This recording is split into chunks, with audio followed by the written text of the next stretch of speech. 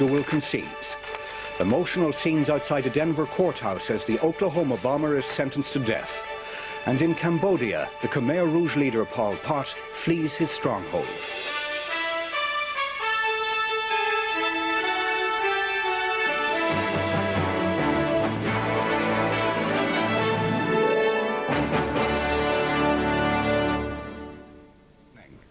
The lineup for the 28th Dáil was confirmed today when the 8-day battle for the final seat in the Dublin South East constituency came to an end at the RDS Count Centre.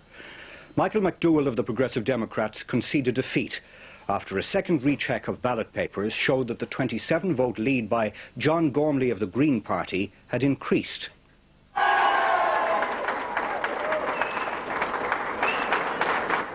After 8 days of deliberations, Michael McDowell conceded defeat to John Gormley. The Green Party's representation in the Dáil has now doubled. The champagne, which had been held on ice, was finally cracked open, the beginning of a long-delayed party. The successful candidate was clearly delighted. John Gormley revealed that the length of the count and daily rumours were not the only strains.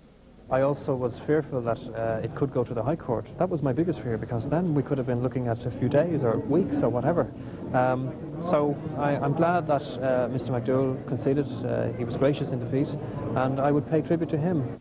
The outgoing Progressive Democrat TD said he felt relaxed, but with speculation that he might now leave politics altogether, how did he see the future? Today's not the day to make very long-term decisions, and I'll arrive at these decisions as time goes by. The process was quite long and drawn out. Do you believe that was right and proper?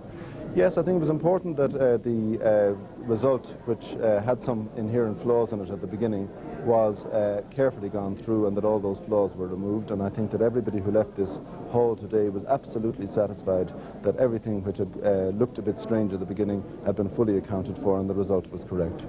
The returning officer said he was sorry that the process had taken so long. But that's PR, that's the system we live with. It's very complicated, but it's very, very fair.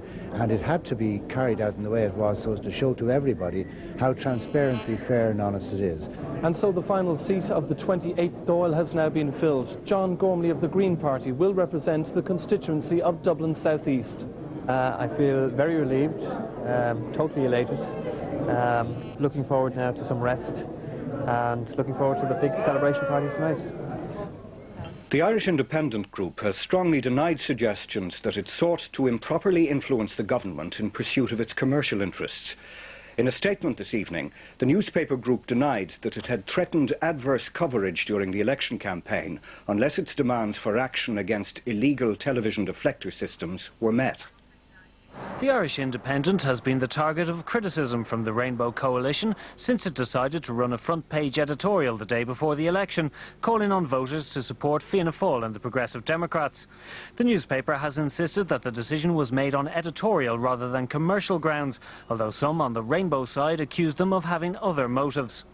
The Labour Party came under sustained attack from independent newspapers without reason.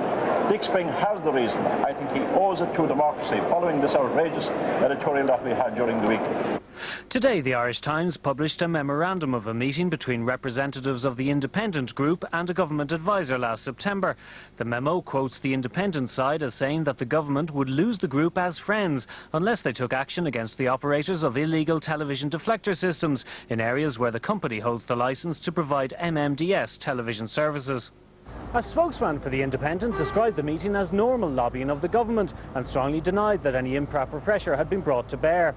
He said the reference to loss of friendship simply meant that the Independent Group could sue the government for damages arising from its failure to enforce the exclusivity of the MMDS contracts. But there is clearly concern in government circles that the Independent could be seen as using media power to gain commercial objectives. It's not a question of whether journalists do their jobs properly or improperly. This was outside of journalism insofar as it was a threat that we would lose support from a major group of newspapers if certain things were not done. The families of the victims of the Oklahoma